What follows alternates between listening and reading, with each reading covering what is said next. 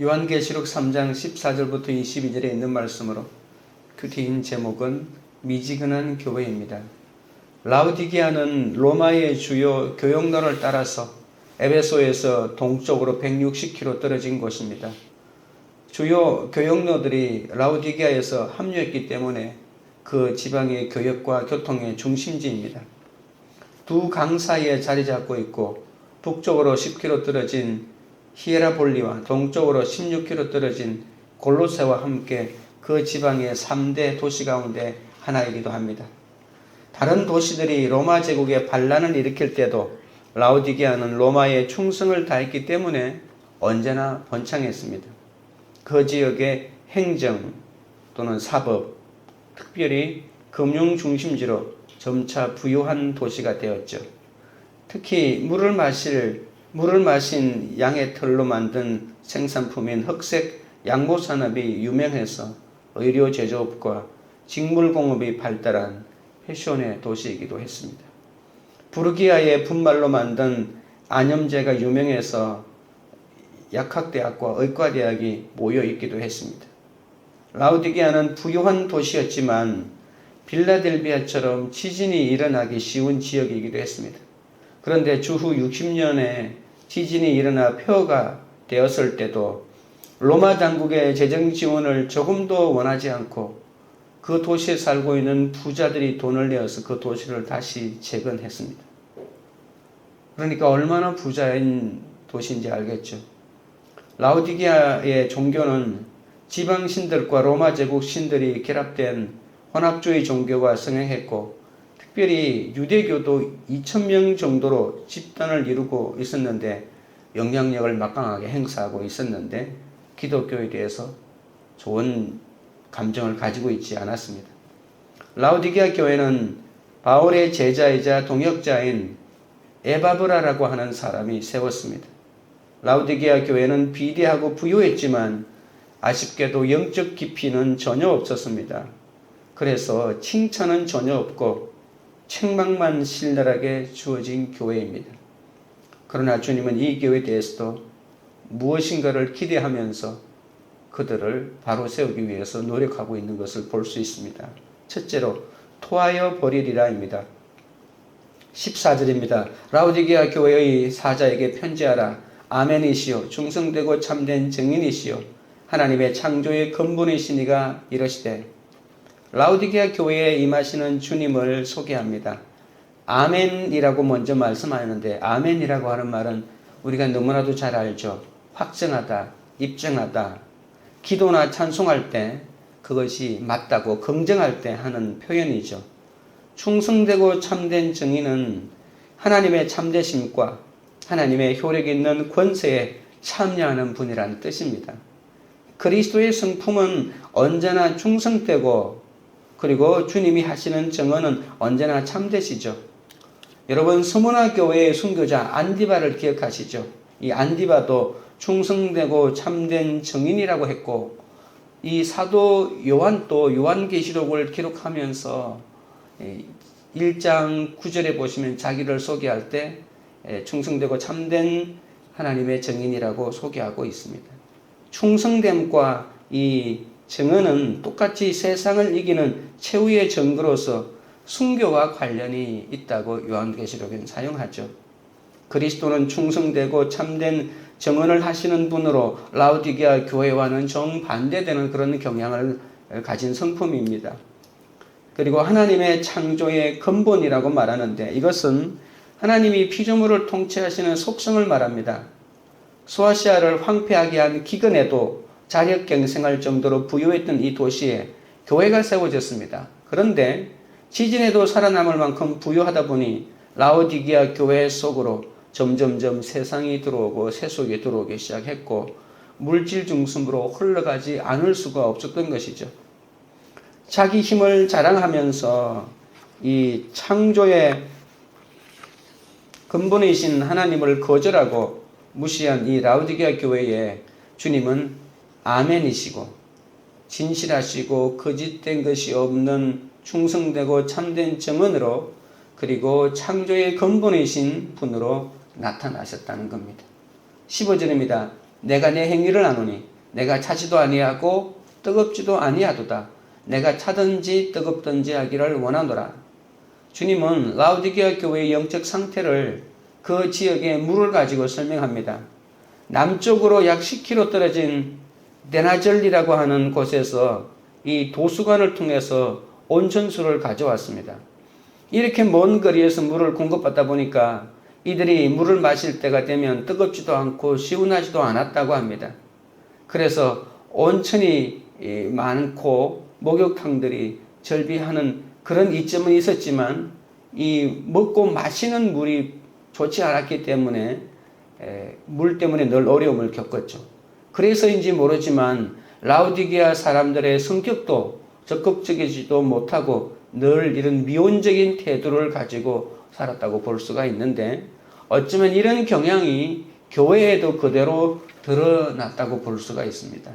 그 도시가 그러니까 그 도시에 살고 있는 성도들이 모이는 교회도 그런 미지근한 상태, 적극적이지도 않고 그렇다고 안 하는 것도 아니고 늘 이렇게 미지근한 상태로 머물러 있는 영적인 모습을 띠고 있었습니다. 16절입니다. 내가 이같이 미지근하여 뜨겁지도 아니하고 차지도 아니하니 내 입에서 너를 토하여 버리리라. 라오디게아 교회는 급수해온 물과 같아서는 안 되죠. 라오디게아 교회는 히에라볼리처럼 영적 치유도 없었고 골로새처럼 새롭게 하고 살려주는 사역도 없었다는 겁니다. 그러니까 행위가 부족했고 주님에 대해서는 아무런 유익을 끼치지 못하는 그런 교회였습니다. 라오디게아 교회는 도덕적으로 타락했거나 이단에 빠진 것도 아니지만 아무 것에도 관심이 없었다는 겁니다.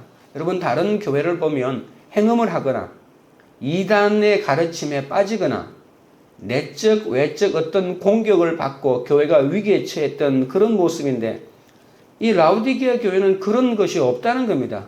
무엇 때문에 이 교회가 어려움을 당하지라고 살펴보니까 이단이 온 것도 아니고 그렇다고 해서 다른 어려움이 있는 것도 아니고 아무 어려움도 없는데 영적인 상태가 바닥을 치고 있다는 것이죠. 어디에도 상관 안 하고 간섭도 안 하고, 그래서 언제나 미지근한 상태에 있습니다. 미지근한 자는 너무나 가진 게 많아서 은혜를 하나도 깨닫지 못하고 그 은혜가 필요하다고 하는 그 절박함을 느끼지 못합니다.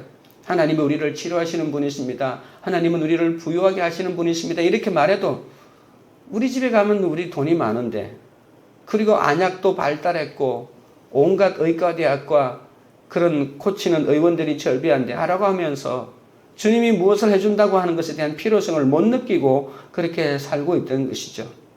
라오디게아 교회만큼 오늘날의 교회를 잘 설명하고 있는 교회도 없습니다.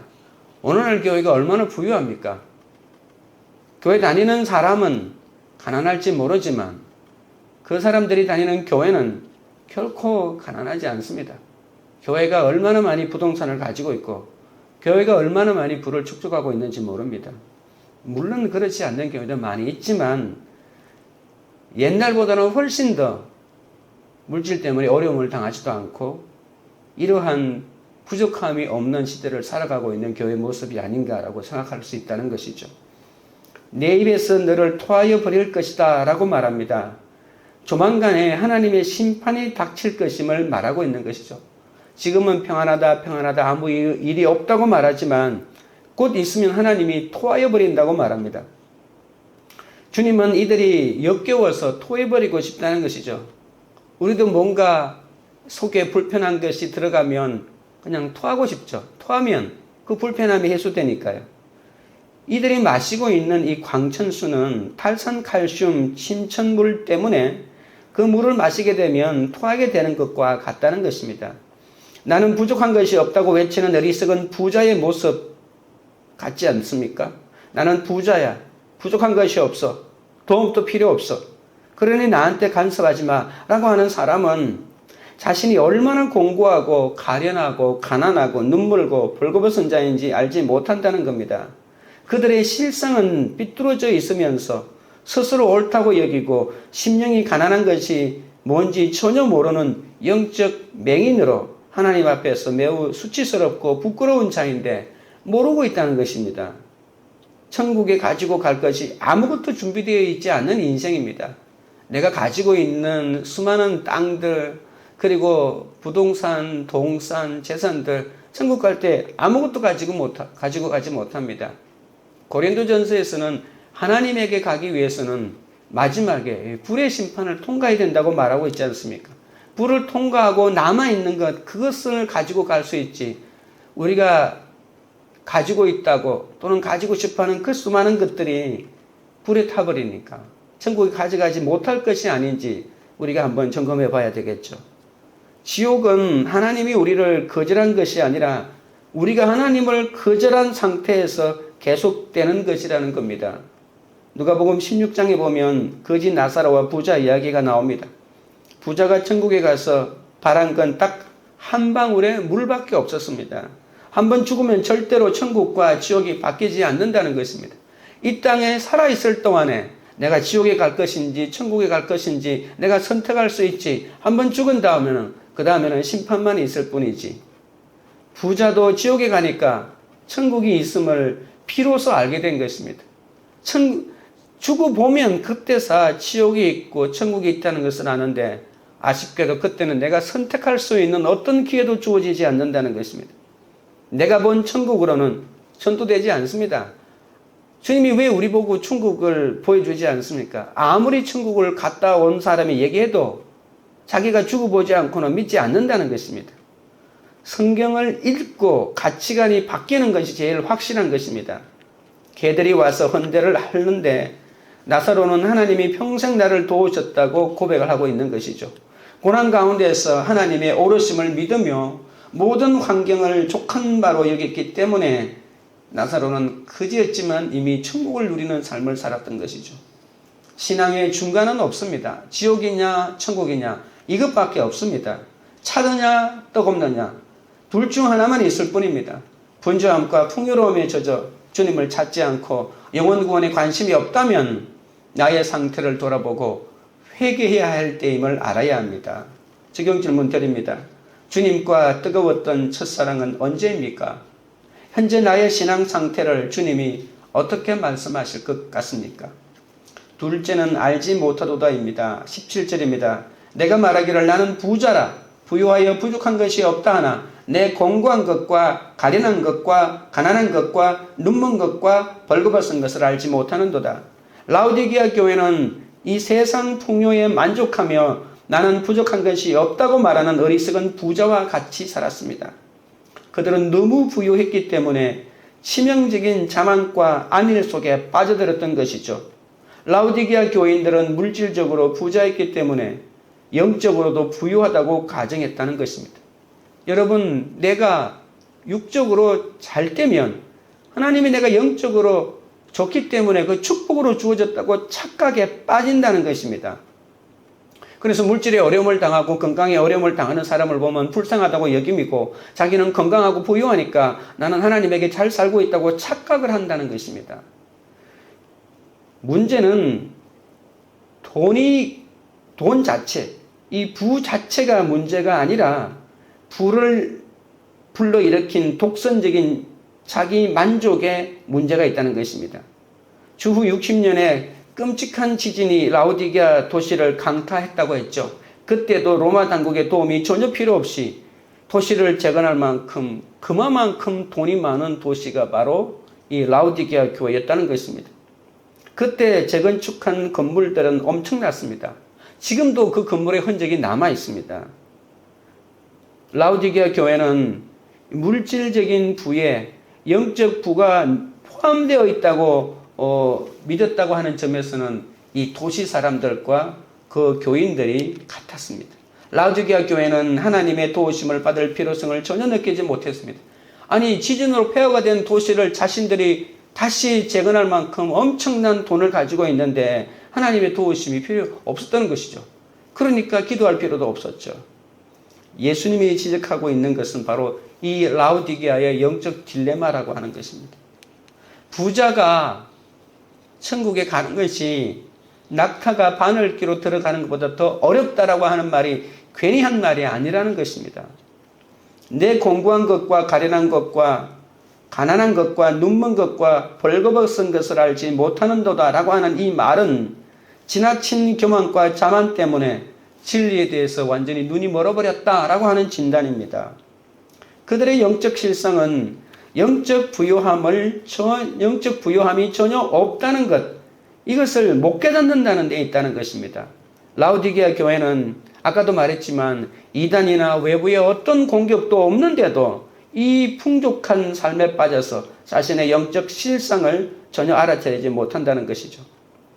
아까도 제가 방금 얘기했지만 라오디게아 교회의 영적 실상을 알리는 5가지 형용사가 있다고 했죠. 공고한 것, 내적인 속으로는 뭐라고 하죠? 이게 극도의 불행함이 있는데 그걸 못 느낀다는 것입니다. 영적으로 보면 공고하고 그리고 가련하고 부활의 소망이 아무것도 없이 살아가는데 얼마나 불쌍합니까? 그리고 가난한 것, 눈먼 것, 벌거벗은 것, 이 5가지입니다. 그런데 그들은 너무나도 부유했기 때문에 이러한 자신들의 진짜 영적 상태를 전혀 반대로 이해하고 있었다라고 하는 것이죠. 개인이나 교회나 교회 지도자나 이러한 사람들이 자기가 발전해야 된다, 개혁해야 된다, 내가 수정해야 된다, 내가 너무나도 부족하다, 이것을 느끼지 않고는 그 하나님에 대한 믿음을 유지해 나갈 수가 없거든요. 나는 부요한 자다, 믿음이든 어떤 행태든 나는 부요한 자다라고 느끼는 그 순간부터 하나님하고 멀어질 수밖에 없는 것이죠. 그래서 하나님이 우리 가운데 부족한 것을 느끼도록 늘 고난을 주시는 거죠. 그러니 고난이 축복이라고 하는 얘기입니다. 우리의 삶에 일어나는 부정적인 것들이 영적 열정이 식어버린 부작용일 수가 있다는 것을 우리가 잘 깨닫고 그냥 문제 해결이라고 하는 그런 관점으로만 접근하지 마시고 이것이 내 영적의 열정이 식어졌기 때문에 생기는 부정이라는 것을 알고 그 원인을 진단해 나가는 것이 필요한데 그것은 말씀을 묵상했을 때만 깨달을 수 있는 것이죠.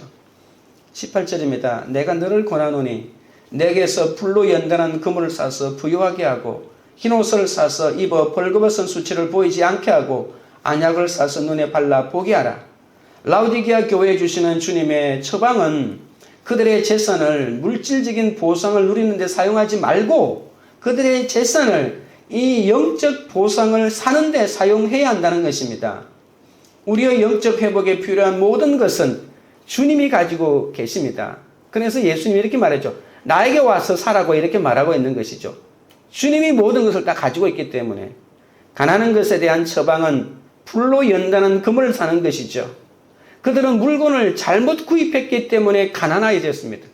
예수님에게 와서 예수님에게 필요한 것을 사야 되는데 그들의 입을 좋게 하고 그들의 배를 좋게 하고 그들의 눈을 좋게 할 것만 구입해서 그들이 사용했기 때문에 진짜 필요한 것들은 전혀 구입하지 못했던 것이죠.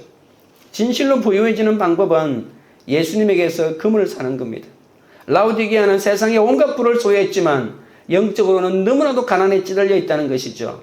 그래서 그 영적인 부유를 채울 수 있는 금을 사라는 것입니다. 내게 불로 연다는 금을 사라고 하시는데 불로 연다는 금은 오직 주님에게만 있을 수 있고 이것은 믿음입니다. 이 믿음을 어떻게 가질 수가 있겠습니까? 돈이 많은데 믿어지지가 않는 거예요. 믿습니다. 아이고 안 믿어지네 라고 하는 한 청년의 고백이 옛날에 있었다고 조인기 목사님이 말씀한 적이 있죠. 아무리 선포해도 믿습니다라고 하지만 아이고 안 믿어지네 안 믿어지네. 이것이 현실을 살아가는 현대를 살아가는 인간의 실존의 고백 아니겠습니까? 시련을 통해서 대가를 치르고 굳건해진 믿음을 간직하라고 거듭거듭 말씀하고 있습니다. 벌거벗었다라고 하는 데 대한 처방은 흰옷을 사라는 것입니다. 라오디게아는 흑색 양모 생산지로 유명했다고 했죠. 세계 최고의 명품으로 온 몸을 두르고 잘 차려입고 땅에서 가장 세련된 차림의 모습을 하고 있었지만 하나님의 눈에 보기에는 아이고 벌거벗은 놈, 벌거벗은 몸에 불과하다는 것입니다. 흰옷은 어린 양 피로 깨끗하게 씻겨야만 얻을 수 있는 의로움 아닙니까? 그렇게 온갖 것들 명품으로 치장해도 주님이 보기에는 벌거벗은 몸으로 보인다는 것입니다. 진정한 영적 벌거벗음의 수치를 깨달아야 하는데 이것이 정말 쉽지 않죠. 이것은 그리스도 안에서 주어지는 의의 선물을 사는 회개로만 가능한 것입니다. 거룩으로 가는 흰옷을 입으라는 것은 육적인 수치를 내놓으라는 것이죠. 영적 수치를 내놓는 것이 영적 수치를 가리는 비결이 됩니다. 나는 이것 없습니다 라고 주님에게 나와서 회개해야만이 주님이 주시는 흰옷으로 나의 수치를 가릴 수가 있는데 끝으로 지장되는 명품으로만 두르고 있으니 벌거벗은 것도 알지 못하는 불쌍한 인생이 됩니다. 눈이 멀었다라고 하는 진단에 대한 주님의 처방은 안약을 눈에 발라라고 하는 것입니다. 영적 맹인과 같이 자신의 실상을 알지 못하는 교회를 향해서 열심을 내고 회개하라고 하십니다. 영적으로 눈이 먼 상태라면 땅에서 아무리 큰 업적을 남겨도 의미가 없습니다. 왜냐하면 다 불타버리는 그 공력을 가지고는 천국에 갈 수 없다는 것입니다. 안약은 새 마음, 하나님과의 친밀한 영적 교제, 하나님의 말씀, 하나님이 주시는 은혜, 그리고 성령의 역사, 이런 것들을 말하는 거거든요. 세상 정욕과 명예, 이기심으로 어두워진 눈에는 썩어질 것밖에 안 보이는 거죠. 영알이 열리지 않은 거예요. 세상의 가치를 보는 데는 눈이 얼마나 반짝거리는지, 세상의 가치는 그렇게 잘 보는데 영안은 열리지 않아서 영적 가치는 절대로 알아볼 수 없으니 눈이 먼 것이라고 하는 것입니다. 그래서 안약을 발라야 된다는 것입니다. 말씀의 안약으로 영적인 눈이 밝아지면 내가 그렇게 중요하게 찾아 나섰던 이 세상의 것들이 아무것도 아니고 가치가 없다는 것을 비로소 알게 됩니다. 지금까지 무가치하게 보였던 그 영적인 것들이 얼마나 귀한지 비로소 그때 알게 된다는 것이죠. 그래서 사람도 차별하지 않고 이제는 인생을 똑바로 살 수 있는 눈이 열리게 되는 것입니다. 라우디게아 교회는 자신들의 영적 가난을 보고 회개하고 그리고 유일한 치유의 원천이 되는 그리스도께 나와서 영적 고침을 받아야 한다는 것입니다. 19절입니다. 물은 내가 사랑하는 자를 책망하여 징계하노니 그러므로 내가 열심을 내라 회개하라. 여러분, 이 19절이 너무나도 큰 위로가 되지 않습니까? 책망으로 가득한 편지에서 물은 내가 사랑하는 자들이라는 표현을 하고 있다는 것입니다. 그래도 주님께서 라우디게아 교회를 사랑하고 있다라고 하는 것입니다. 자식을 피우고 부모는 못난 자식이라 할지라도 그 자식을 향한 그 사랑의 마음이 없다고 어떻게 말할 수가 있겠습니까? 주님은 승리한 교회만큼이나 패배한 교회에도 당신의 사형을 보여주고 있다는 것입니다. 주님은 자신의 말씀을 잘 듣는 사람만 찾아다니고 그 사람들만 좋아하는 줄 아십니까? 주님은 세상의 사람들과 다릅니다. 실패하고 낭패하고 어려움을 당하고 있는 그 교회를 향한 하나님의 그 애틋한 마음이 더 크다는 것을 우리가 알아야 합니다. 행함에 실패한 사람들에게 주님이 징계를 내리지만 그것은 사랑의 징계고 주님에게 다시 돌아오기를 원하는 그 간절한 주님의 마음이 있다는 것을 우리가 깨달아야 하는 것이죠. 승리한 자에게 주는 징계는 연단의 과정입니다. 그리고 연약한 자에게 주어지는 징계는 주의를 촉구하여 돌아오라고 하는 경고입니다. 아직 심판은 아닙니다. 책망이라고 하는 것은 문제점을 지적하는 의도를 갖고 꾸짖고 문제점에 대해서 어떤 일을 하도록 설득하는 것이죠. 그리고 징계는 개인이나 교회의 훈련과 지도를 목표로 삼아서 제재나 처벌을 가하는 것이죠. 둘 다 회복을 전제로 하고 한다는 것입니다. 멸망하기를 바라면서 하는 것이 심판하고는 다르다는 것입니다. 열심을 내고 회개하라고 하는 것은 하나님과 올바른 관계에 대한 열심을 품고 열정을 가지고 미지근한 영성을 바꾸라고 하는 것입니다. 어떻게 하면 나의 미지근한 영성을 바꿀 것인가? 반대하는 것도 아닌데 하는 것도 아니에요. 언제나 미지근한 상태. 이 미지근한 영성을 열정적인 영성으로 바꾸는 것이 바로 라우디게아 교회의 숙제였습니다. 그리스도보다 세속의 풍요에 더 귀를 기울이고 물질 성공이 자신들이 하나님과 올바른 관계 속에 있다는 것을 착각하는 그들이 물질 성공이 아니라 하나님과의 바른 관계가 더 중요하다는 것을 빨리 깨달아야 합니다. 초점은 자아에서 하나님으로 변화시켜야 합니다. 이것이 참 핵입니다. 나의 영적 상태를 깨닫도록 사랑으로 책망해 주시는 주님은 우리가 세상 부요가 아닌 주님의 사랑으로 충만하기를 원하십니다. 주의 사랑으로 충만할 때 가난한 자 같으나 많은 사람을 부유하게 하고 아무것도 없는 자 같으나 모든 것을 가진 자로 참된 부유함을 경험하게 되는 것이죠. 적용 질문입니다. 나는 육적으로 부유합니까? 영적으로 부유합니까? 나를 책망하는 말에 어떻게 반응합니까? 셋째는 마음문을 열라입니다. 20절입니다. 볼지어다 내가 문 밖에 서서 두드리노니 누구든지 내 음성을 듣고 문을 열면 내가 그에게로 들어가 그와 더불어 먹고 그는 나와 더불어 먹으리라. 4대 교회처럼 라오디게아 교회는 주께 책망만 들었습니다. 라오디게아 교회가 그래도 주님이 사랑하니까 책망하고 징계하시는 것이죠. 주님이 책망하시는 것은 사랑하시기 때문입니다. 볼지에다 내가 문 밖에 서서 두드리노니는 구원받지 못한 사람을 구원하기 위해서 복음을 전하라고 하는 말이 아닙니다. 이미 예수님을 믿는 사람, 미지근한 영성을 가진 사람에게 하는 말입니다. 그 사람에게도 주님이 문을 두드리고 있다는 것입니다. 연약한 교회에, 연약한 믿음의 성도에게 회개를 촉구하는 요청입니다. 예배를 간절히 사모하라. 기도를 하라. 주님만을 의지하라. 회개하라. 그리고 내 마음문을 열라고 하시는 것이죠. 주님은 영적으로 눈물고 벌거벗은 라오디게아 교회를 찾아와 마음문을 두드리십니다. 이처럼 주님은 우리의 굳게 닫힌 심령에도 찾아오십니다. 라오디게아 교회 안에 있는 모든 성도가 그리스도에게 문을 열고 주님을 자신의 삶 속으로 초대하라고 촉구합니다. 만약 그렇게 한다면 그리스도가 그들과 같은 거제 속에 들어가실 겁니다. 그리스도는 현재 각 사람의 마음의 문에 서 계시고 자신이 와 있다는 것을 알리기 위해서 계속 문을 두드리는 것이죠. 누구든지 내 음성을 듣고 문을 열면이라고 했습니다. 그리스도는 절대로 문을 열어주지 않았는데 문을 부수고 들어가시는 분이 아니십니다. 주님은 강요하지 않습니다. 믿음은 강요해서 되는 것이 아닙니다. 강요해서 된다면 예수 안 믿을 사람 누가 있겠습니까? 주님은 문이 열리면 적극적으로 들어갈 준비는 하고 있더되 문을 부수지는 않습니다. 이 문의 고리는 바깥에는 없고 안쪽에만 있다는 것입니다. 그럼 어떻게 이 문을 열 수 있을까요? 오늘 본문에 있는 말씀을 생각해 보면 내 음성을 듣고 오라고 했으니까 주님의 음성이 들려야 합니다. 주님의 음성을 경청해야 합니다. 말씀을 듣는 수밖에. 이분이 내 주님이구나. 이분이 나를 회복시킬 사람이구나.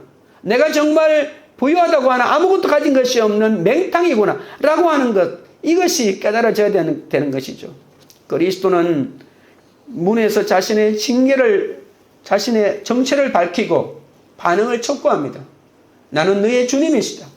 문을 열어. 내가 들어가서 내가 너를 회복시켜 주겠다고 하는 말씀이 들려야만 문을 열 수 있는 것이죠. 우리가 회개로 반응해야만이 문을 열 수 있는 겁니다. 회개하지 않는 심령 가운데 주님이 들어가서 할 수 있는 일은 아무것도 없습니다.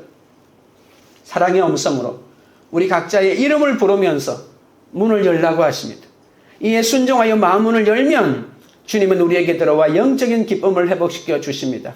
주님이 문을 열고 오시면 어떤 일이 일어날까요? 본문에는 식탁 교제가 있다고 합니다. 고대 사회는 매일 식사 시간이 너무나도 복잡하고 중요했습니다. 왜냐하면 아무나 함께 식사할 수 없기 때문입니다. 자기 수준에 맞는 사람들만 함께 모여 식사했거든요. 그런데 우리가 문을 열면 주님과 깊은 영적 교제가 있다는 것입니다. 식탁을 주님이 차려놓고 내가 주인이지만 문을 여는 적시로 주님이 식탁을 차려놓고 우리와 한번 깊은 영적 교제 속으로 들어간다고 말하고 있는 것이죠. 사회적인 가치나 신분과 계급이 비슷해야만 함께 식사할 수 있는 그 고대 사회의 식사법을 만약에 이곳에 적용한다면 우리가 언제 하나님이신 주님과 함께 식사할 수 있겠습니까? 우리가 회개하지 않으면 절대로 주님과 함께 식사할 수 없습니다. 그러나 우리가 회개하며 내가 죄인이라고 고백하는 그 순간에 이 땅에서 가장 위대한 바로 하나님이신 주님과 함께 식사를 할 수 있는 위대한 기회가 우리 가운데 주어진다는 사실입니다. 20절, 21절, 22절입니다. 이기는 그에게는 내가 내 보좌에 함께 앉게 하여 주기를 내가 이기고 아버지 보좌에 함께 앉은 것과 같이 하리라. 귀 있는 자는 성령이 교회들에게 하시는 말씀을 들을지어다. 이기는 자에게는 하나님 보호자에 함께 해주십니다. 두아디라 교회에는 만국을 다스리고 깨뜨리는 권세를 주겠다고 했습니다. 그런데 오늘 여기 라우디게아 교회는 하나님의 보호자에 함께 해주겠다고 말합니다. 이것은 예수님이 앉았던 그 보호자이기도 합니다. 우리가 회개하고 인내한다면 누가 됐든지 간에 성도는 영원한 보호자에 앉아 영원토록 다스리게 된다는 거죠.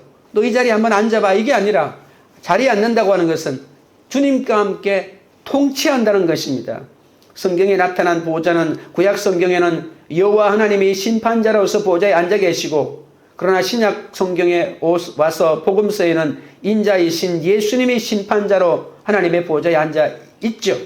승리한 성도들도 영광과 심판의 보호자에 참여한다는 것은 심판하는 자로, 통치하는 자로 함께 앉겠다는 것입니다.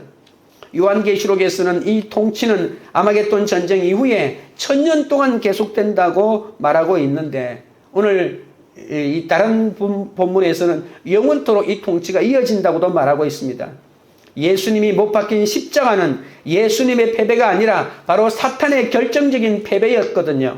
십자가의 죽으심과 부활로 얻은 예수님의 승리가 바로 이 보호자의 기초고, 그 예수님의 승리 때문에 우리도 이 보호자에 함께 앉아서 이 세상을 통치하면서 악을 물리칠 수 있는 은혜가 주어지는 것이죠. 세상에서 이기고 높아지려 한 우리를 하나님 나라의 이긴 자와 높은 보좌에 앉을 자로 세워주십니다.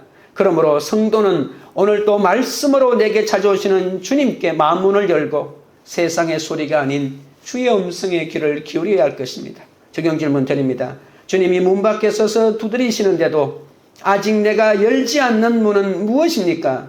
오늘 또 나를 부르시는 주님의 음성에 귀 기울이고 있습니까? 기도드리겠습니다. 하나님 아버지, 신앙의 중간은 없고 차든지 뜨겁든지 둘 가운데 하나만 있다고 했습니다.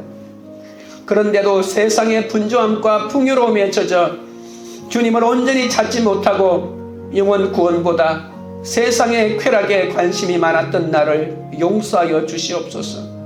이렇게 가난하고 부족한 환경을 벗어나고자 세상의 풍요만을 쫓던 내 삶에 말씀으로 찾아와 주셔서 돌이키게 하여 주시니 감사드립니다. 나의 영적 상태를 깨닫도록 사랑으로 책망해 주시는 주님은 내가 세상 부유가 아닌 주님의 사랑으로 충만하기를 원하십니다. 이제는 나의 미지근한 신앙이 회복되기를 원합니다. 내 마음 문을 엽니다. 주님과 더불어 먹고 교제하는 영적인 기쁨을 회복시켜 주시옵소서. 주의 사랑으로 충만하여 가난한 자 같으나 많은 사람을 부유하게 하고 아무것도 없는 자 같으나 모든 것을 가진 자로 참된 부유함을 경험하고 하나님의 사람이 되게 하여 주옵소서. 주여, 세상에서 이기고 높아지려 한 우리를 하나님 나라의 이긴 자와 높은 보좌에 앉을 자로 세워주시니 감사합니다. 오늘 또 세상의 소리가 아닌 말씀으로 내게 찾아오시는 주님의 음성을 듣고 마음문을 열고 주님과 함께 깊은 교제의 은혜 가운데 나아가도록 붙잡아 주시옵소서. 광교리들 교회가 주님께서 인정하시는 진정한 부자 공동체가 되게 하여 주옵소서. 각자 신앙의 단계에서 첫사랑을 회복하는 겸손과 인내로 다시 살아나게 하옵소서. 주님이 문 밖에 서서 두드리시는데도 아직 내가 문을 열지 않고 남은 문을 닫고 있사오니 불쌍히 여겨주셔서 그 모든 문을 활짝 여는 공동체가 되게 하시고, 날마다 우리를 부르시는 주님의 음성에 귀를 기울이는 그런 공동체가 되도록 역사하여 주시옵소서. 예수님의 이름으로 기도합니다. 아멘.